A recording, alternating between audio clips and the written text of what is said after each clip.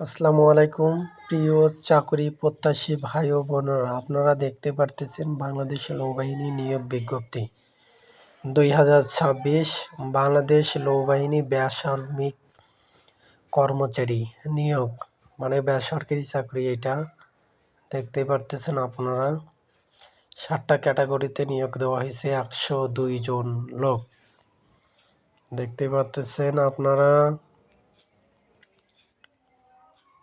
7টা ক্যাটাগরিতে লোক নিয়োগ দেওয়া হয়েছে এবং বয়সসীমা 18 থেকে